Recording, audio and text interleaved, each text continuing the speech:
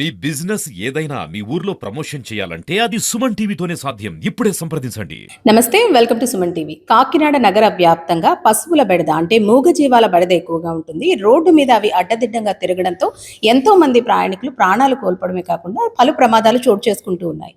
So దీనికి సంబంధించి అసలు ఎలాంటి చర్యలు తీసుకుంటున్నారు, దీనికి సంబంధించి మనతో పాటు నగర కమిషనర్ ఉన్నారు. సార్ నమస్తే అండి. ఈ మూగజీవాల బెడద అనేది ఈ మధ్య కాలంలో బాగా ఎక్కువైపోయింది. గతంలో బందుల దొడ్లని ఇలా ఉండేవి, ఎక్కడైనా పశువులు తప్పిపోయినా లేదంటే రోడ్ల మీద ఉన్నా సరే వాటిని అక్కడికి చేర్చేవారు. కానీ ఇప్పుడు ఎలాంటి చర్యలు తీసుకోవడం లేదు. వీటి వల్ల రోడ్డు ప్రమాదాలు కూడా ఎక్కువైపోతున్నాయి. సో ఎలాంటి చర్యలు తీసుకుంటారు సార్ మరి? నమస్కారం అమ్మా. అది ఇప్పుడు మనకి తమరు చెప్పింది కొంతవరకు కరెక్టేనమ్మా. ఏంటంటే మనకి ముఖ్యంగా ఆవులు, గేదెలు కాకినాడ సిటీలో కొన్ని చోట్ల ఎక్కువగా అవి ఉన్నాయి. వాటికి సంబంధించి ఇప్పుడు మనం కొన్ని చోట్ల ఏదైతే అనాథరైతుగా రోడ్డు పైన వదిలేస్తున్నారో అవన్నీ కూడా తీసుకెళ్ళి హాస్టల్లో పెట్టడం జరిగింది. యానిమల్ హాస్టల్స్ కూడా మనం ఏర్పాటు చేయడం జరిగింది. ఒకసారి యానిమల్ హాస్టల్లో పెట్టిన తర్వాత ఆ కన్సర్న్డ్ యజమానికి కవర్ పెట్టి పంపించడం జరుగుతుంది. రెండోసారి రిపీట్గా మళ్ళీ అదే ఆవు కానీ గేదె కానీ రోడ్డు పైన తిరిగినట్లయితే కంపల్సరీగా వాటిని మనం ఫైన్ వేసి ఇంపోజ్ చేసి చేస్తామమ్మా. అది ఒకటి చర్య తీసుకుంటామమ్మా. అదేవిధంగా ఒక ఆలోచన వచ్చింది. ఏదైతే నైట్ కూడా కొన్ని ఆవులు గేదెలు రోడ్డు మీద ఉండటం వల్ల కొంచెం ప్రమాదం జరిగే అవకాశం ఎక్కువ ఉంది. వాటిని యజమానితో మాట్లాడి ఆవు కానీ గేదె కానీ కొమ్ములు ఉంటాయి కదా, కొమ్ములకి రేడియం స్టిక్కరింగ్ అంటించినట్లయితే అది రిఫ్లెక్షన్ అయ్యి ఎదటి వారికి వచ్చే ప్రమాదం కొంచెం తక్కువ అవుతుందని ఆలోచిస్తున్నాము. అది కూడా ఒకసారి కలెక్టర్ గారి దృష్టిలో పెట్టి యజమానులతో కూడా మాట్లాడి దానిపైన చర్య తీసుకుంటామమ్మా. సార్ గతంలో కూడా ఏదైతే రోడ్ల మీదకి పశువులను వదిలేస్తారో వాళ్ళ మీద చర్యలు తీసుకుంటామని, మొదటిసారి హెచ్చరించి వదిలేస్తాము, తర్వాత చర్యలు తీసుకుంటామని చెప్పారు. కానీ ఆ చర్యలు ఇప్పటి వరకు శూన్యమనే చెప్పుకోవాలి. ఎందుకంటే అది రిపీటెడ్గా కంటిన్యూ అవుతూనే ఉంది, ప్రమాదాలు కూడా జరుగుతూనే ఉన్నాయి. సో ఇప్పటి వరకు ఏమన్నా యజమానులకి చెప్పడం కానీ, వాళ్ళతో ఈ విషయం చెప్పడం కానీ, దీనికి సంబంధించిన చర్యలు తీసుకుంటా ఎటువంటి చర్యలు ఉంటాయి అనేది వాళ్ళకి ఏమైనా చెప్పారా సార్? ఇప్పుడు మనకి వాళ్ళతో కూడా కవర్ పెడతాం జరుగుతుందమ్మా. ఒకసారి వాళ్ళతో కూడా యజమానులతో కూడా మీటింగ్ పెట్టి దీనిపైన చర్య తీసుకుంటున్నామమ్మా. లేకుండా వారు ఒకవేళ ఏదైనా అనుకోని పరిస్థితుల్లో వాళ్ళు సక్రమంగా చేయనట్లయితే కంపల్సరీగా వాళ్ళపైన ఫైన్ ఇంపోజ్ చేస్తామమ్మా డిఫరెంట్గా. సార్ ఈ పశువులే కాకుండా ఏదైతే వీధి కుక్కల బెడద అనేది ఈ మధ్య కాలంలో చూసుకుంటే కనుక, ఈ మధ్య కాలంలోనే కాదు చాలా రోజుల నుంచి కూడా ఈ ఘటనలు పెరిగిపోతున్నాయి. చిన్నపిల్లలపై వీధి కుక్కలు దాడి చేయడం, ఏదైనా ఒంటరిగా వెళ్తున్న వాళ్ళపై దాడి చేయడం, చీకటి పడుతుంటే పిల్లలు బయటకు వెళ్ళడానికి ఆరుబయట ఆడుకోవడానికి కూడా ఉండడం లేదు. సో వీటికి బర్త్ కంట్రోల్ ఆపరేషన్స్ చేస్తామంటున్నారు. అసలు నగర వ్యాప్తంగా ఎన్ని వీధి కుక్కలు ఉన్నాయి సార్? అలాగే దీనికి ఈ ఆపరేషన్స్ ఏవైతే ఉన్నాయో అవి ఎప్పటి నుంచి స్టార్ట్ అయ్యాయి, ఇంకా కంటిన్యూ అవుతాయా? దీని గురించి చెప్పండి సార్. అమ్మా, ఆల్రెడీ మనం ఏదైతే వీధి కుక్కలు ఉన్నాయో వీటికి యాంటీ బర్త్ కంట్రోల్ మనం చేస్తున్నామమ్మా. దీనికి సంబంధించి మనకి వెటర్నరీ డాక్టర్ గారు, వెటర్నరీ రెసిడెంట్స్ కూడా ఉన్నారు. ఒక ఏజెన్సీకి అప్పించినామమ్మ ఈ కార్యక్రమం అంతా చేయడానికి. దీనికి సంబంధించి మనకి సుమారుగా ప్రతిరోజు కూడా ఒక 30 నుంచి 50 డాగ్స్కి యాంటీ బర్త్ కంట్రోల్ ఆపరేషన్ చేస్తున్నామమ్మా. అదేవిధంగా ఇంకా ఫర్దర్గా కూడా వచ్చేవాడికి కూడా మనం యాంటీ బర్త్ కంట్రోల్ చేస్తున్నాము.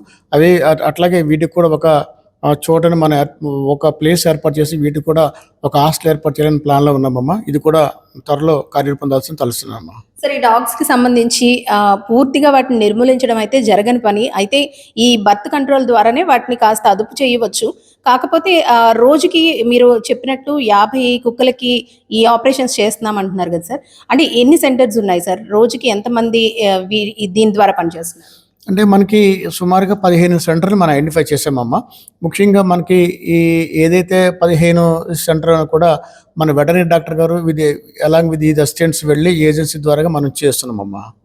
సార్ నగరపాలక సంస్థకు సంబంధించి ఎవరైనా ఏదైనా కంప్లైంట్ చేయాలనుకుంటే డైరెక్ట్గా మీ దగ్గరకు వచ్చి అలా లైన్లో నిలబడవు, లేదంటే మీకోసం వెయిట్ చేయడమో ఇలా కాకుండా ఏదైనా యాప్ని తీసుకువచ్చారా సార్? ఒకవేళ తీసుకువస్తే యాప్ ఏ విధంగా యూజ్ అవుతుంది? ఓకే అమ్మా, ఇప్పుడు మన ప్రభుత్వం వారు, ఆంధ్రప్రదేశ్ ప్రభుత్వం వారు పురమిత్ర అనే యాప్ని మనం డెవలప్ చేస్తామమ్మా.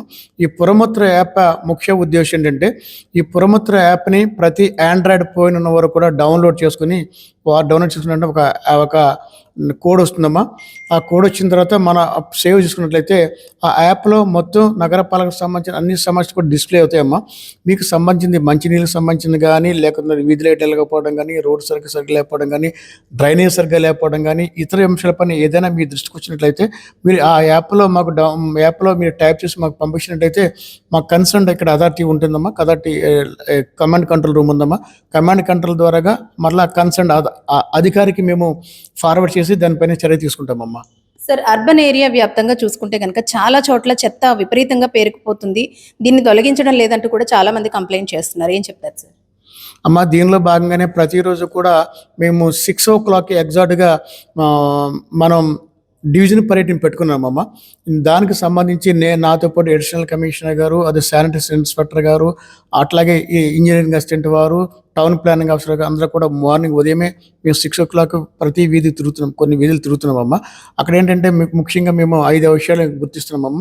ప్రతిరోజు శానిటేషన్ సిబ్బంది వచ్చి door to door garbage collect చేస్తున్నారు లేదా, అంటే తడి చెత్త పొడి చెత్త కలెక్ట్ చేస్తున్నారు లేదా, ఫస్ట్ పాయింట్. రెండోది, వారింటికి సక్రమంగా నీరు అందుతుందా లేదా, రెండో పాయింట్. మూడోది, వారింటి ఎదురుగా ఉన్న డ్రైన్లో క్లీన్ చేస్తున్నారు లేదా, మూడో పాయింట్. నాలుగోది ఏంటంటే ఆ పరిసర ప్రాంతాలకి సంబంధించి ఒక డస్ట్బిన్ పాయింట్ ఏర్పాటు చేస్తాం. వీళ్ళంతా కూడా డస్ట్బిన్ పాయింట్లకు వచ్చి ఆ ట్రాక్టర్ ద్వారాగా మనకి చేస్తున్నారు లేదనేది మనం చూస్తున్నామమ్మా. అట్లాగే ప్రతి వరకు కూడా డ్రింకింగ్ వాటర్ వచ్చినప్పుడు మళ్ళీ ఆ స్పాట్లో ఉండి డ్రింకింగ్ వాటర్ కూడా టెస్ట్ కూడా చేయడం జరుగుతుంది. అది సక్రమంగా నీరు అవుతుందా లేదని చూసి దానిలో క్లోరిన్ శాతం ఎంత ఉందో కూడా ఒకసారి చూసుకుని అది మనం సరఫరా చేస్తున్నామమ్మ. తద్వారాగా ఈ జాయిన్ అయిన తర్వాత కొంచెం రోజుల్లోనే ఈ ఏదైతే మనకి డివిజన్ విజిట్ ఉందో, ఈ డివిజన్ విజిట్ ద్వారాగా అన్ని లోకల్ ప్రాంతం కూడా విజిట్ చేయడం జరుగుతుందమ్మా. దాంతోపాటు అన్నా క్యాంటీన్ కూడా విజిట్ చేయడం జరుగుతుందమ్మా. అన్నా క్యాంటీన్ విజిట్ చేసినప్పుడు అక్కడ 5 రూపాయలకే మనం టిఫిన్ కానీ అదే భోజనం కానీ పెడుతున్నామమ్మా. మార్నింగ్ సమయంలో టిఫిన్ పెడుతున్నాము. అక్కడ మా సిబ్బంది సక్రమంగా వచ్చిన వారు సక్రమంగా మాట్లాడుతున్నారు లేదా, అదేవిధంగా క్వాలిటీ ఎలాగుంటుంది, క్వాంటిటీ ప్రకారంగా వడ్డిస్తున్నారు లేదా, అదేవిధంగా వచ్చిన వారితో మర్యాదపూర్వకంగా ఉంటుంది లేదని కూడా టెస్ట్ చేయటం అమ్మ. అదేవిధంగా ఆ ప్రాంతంలో ఉన్న అన్నా క్యాంటీన్ ఏరియాలో ఉన్న ఆ పరిసర ప్రాంతాలని నీట్గా ఉందో లేదా చూడటం, హైజీనిక్ కండిషన్లో వడ్డిస్తాం లేదని కూడా చూడటం జరుగుతుందమ్మా. అన్ని చర్యలు తీసుకుంటున్నామమ్మా. సార్, ఇప్పుడు ఇళ్ల వద్దే కాదు, ముఖ్యంగా ఏదైతే కూరగాయల మార్కెట్లు లేదంటే నాన్ వెజ్ అమ్మే చోట కానివ్వండి, చెత్త విపరీతంగా పేరుకుపోతుంది. మురిగిపోయిన కూరగాయల చెత్త అంతా కూడా అక్కడే పడేస్తున్నారు. దాంతో చాలా వరకు పశువులు అక్కడికి అవి తినడానికి రావడం, ఈ టైంలోనే ప్రమాదాలు జరగడం కూడా జరుగుతూ ఉన్నాయి. సో వీళ్ళకి ఏమైనా ఇన్స్ట్రక్షన్స్ ఇస్తున్నారా సార్? అమ్మ, ఈరోజు మార్నింగ్ ఉదయం 6:30 మన ఆర్టీసీ బస్ స్టాండ్ ఉన్న రైతు బజార్కి విజిట్ చేయడం జరిగిందమ్మా. అక్కడ రైతు బజార్కి సంబంధించిన కాయకూరలు ఏదైతే ఉన్నదో వారికి రైతులతో, ఆ వ్యాపారస్తులతో కూడా మాట్లాడడం జరిగింది. ఏదైతే మీరు అమ్ముకుంటున్న వస్తువులు అమ్ముకోండి, తర్వాత మిగిలిన వ్యర్థ పదార్థాన్ని కూడా రోడ్డు వేయటానికి వీల్లేదు, మీకు డస్ట్ పాయింట్ పెట్టాం కాబట్టి ఆ డస్ట్ పాయింట్లు ఏమని చెప్పామమ్మా. లక్కీగా నేను వెళ్ళిన చోటకి అక్కడ ఏ విధమైన పశు సంసారం కూడా జరగలేదమ్మా. అదేవిధంగా కొంతమంది వ్యాపారస్తులు రోడ్డు మీద అంతా పెట్టేసి ట్రాఫిక్ జామ్ ఏర్పాటు చేస్తున్నారు. కాబట్టి వాళ్ళని కూడా దుకాణాలు ఏదైతే ఉందో కొంచెం లోనికి పెట్టమని చెప్పడం జరిగింది. ట్రాఫిక్ కూడా కంట్రోల్ చేయడం జరిగిందమ్మా. అక్కడ రైతుల ఎవరైతే దుకాణ యజమానులు ఉన్నారో వాళ్ళందరూ కూడా క్లియరెన్స్ చేయడం జరిగింది. 80% కూడా అన్యూజ్డ్ వేస్ట్ ఏది ఉంటుందో అది రోడ్డు మీద వేయకుండా నిర్దేశించిన ప్రాంతాలు ఏమని చెప్పడం జరిగిందమ్మా.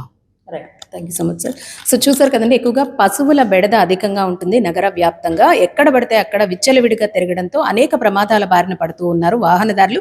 దీంతో కొంతమంది ప్రాణాలు కోల్పోయిన ఘటనలు కూడా మనం చూస్తూనే ఉన్నాం. అయితే దీనికి సంబంధించి కఠిన చర్యలు తీసుకుంటామని ముందుగా ఎవరైతే పశువుల యజమానులు ఉన్నారో వాళ్ళని హెచ్చరించడం జరుగుతుందని, తర్వాత చర్యలు తీసుకుంటామని, ఇదే రిపీట్ అయితే చర్యలు తీసుకుంటామంటూ కూడా కమిషనర్ గారు చెబుతున్నారు. అలాగే ముఖ్యంగా ఏదైతే తడి చెత్త పొడి చెత్తకు సంబంధించి వేరు చేసి వేయాలని ఇలా వేయని పక్షంలో కూడా వాళ్ళపైన కూడా చర్యలు తీసుకుంటామంటూ చెబుతున్నారు. ఇక నగరపాలక సంస్థ పరిధిలో ఎటువంటి సమస్య ఉన్నా సరే పురమిత్ర యాప్ ద్వారా ఒక్క కంప్లైంట్ చేస్తే చాలు, తక్షణమే చర్యలు తీసుకుంటామంటూ చెబుతున్నారు.